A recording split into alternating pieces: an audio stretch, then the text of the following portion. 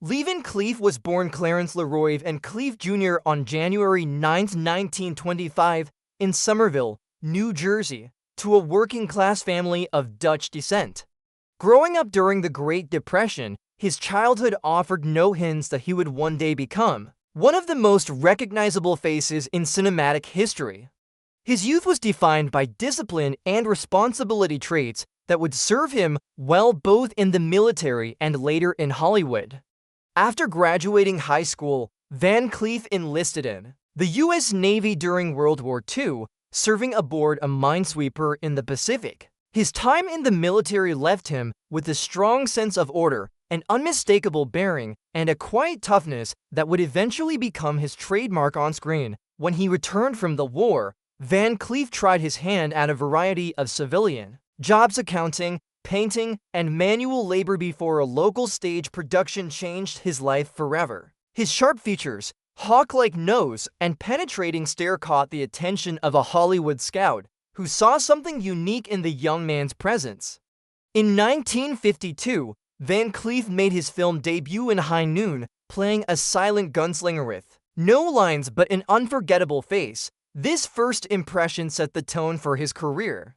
In an era of clean-cut Hollywood heroes, Van Cleef looked dangerous, unpredictable, exactly the sort of man you'd cross the street to avoid. And that made him perfect for villainous roles. Throughout the 1950s and early 1960s, Van Cleef appeared in a string of westerns and crime dramas, often cast as the ruthless henchman, the cold assassin, or the outlaw lurking in the shadows. Films like Kansas City Confidential 1952, The Big Combo 1955, and The Man Who Shot Liberty Valance 1962 showcased his ability to command a scene even with minimal dialogue. Then tragedy nearly ended it all in 1958. A devastating car accident left him with a severely damaged knee, threatening to end his career. But Van Cleef wasn't the type to give up. His true breakthrough came in 1965 when Italian director Sergio Leone cast him for a few dollars more alongside Clint Eastwood as the dignified but deadly bounty hunter Colonel Douglas Mortimer. Van Cleef stunned audiences with a depth and charisma that Hollywood had overlooked. The role transformed him from a supporting villain into a leading man. The following year, he played Angel Eyes, the cold-blooded antagonist in Leone's The Good, the Bad, and the Ugly. The film became a global hit, cementing Van Cleef's place as one of the genre's most iconic figures. Over the next decade, he embraced the spaghetti western fully, starring in films like The Big Gundown 1966, Death Rides a Horse 1967, Day of Anger 1967, and Sabata 1969. Van Cleef's characters were never one-dimensional. He played men who lived in moral gray areas, anti-heroes guided by their own sense of justice.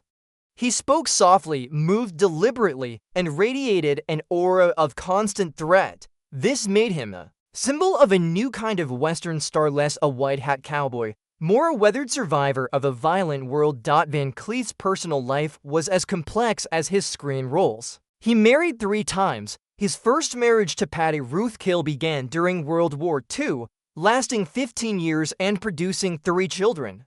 But the pressures of fame, long filming schedules, and life in the public eye eventually tore them apart. In 1958, 2 years later, he married Joan Marjorie Drain, who stood by him during his career resurgence in Europe.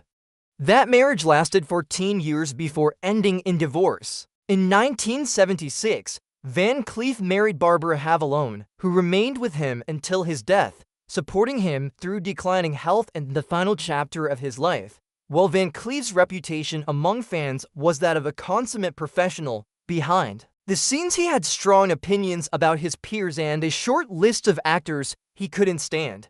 First was John Wayne. Both were towering figures of the Western genre, but Wayne embodied the patriotic, studio-backed cowboy ideal, while Van Cleef favored gritty, morally ambiguous European Westerns. Van Cleef reportedly found Wayne pompous and dismissive, especially after the Duke referred to Italian Westerns as cheap cowboy flicks. The two never worked together, and Van Cleef went out of his way to avoid him. Second was Charles Bronson. Both men were intense, rugged screen presences, but Van Cleef resented constant comparisons and was deeply disappointed when Bronson landed the lead in Once Upon a Time in the Western role Van Cleef had wanted. He took it as a personal slight from Sergio Leone, and the relationship between the two actors never warmed. Third, and perhaps most surprising, was Clint Eastwood.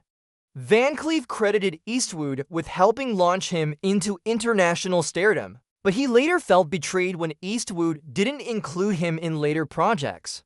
Van Cleef believed Eastwood had gone Hollywood, trading dust and grit for glamour and exclusivity. Fourth was Telly Savalas, known for his big personality and scene-stealing energy. Savalas clashed with Van Cleef's quieter, more disciplined approach. The two briefly crossed paths in Italy, but after Savalas mocked Van Cleef's stone-faced squinting, the gunslinger decided never to work with him again. Fifth on the list was Yul Brynner, star of The Magnificent Seven. Van Cleef saw him as overly theatrical and self-absorbed. When Brynner allegedly turned down a film to avoid sharing the screen with a second-string gunslinger, Van Cleef never forgave the insult. Finally, James Coburn made the list. Cool, charming, and laid back, Coburn seemed to coast through Hollywood, something Van Cleef, who had fought for every role, couldn't respect.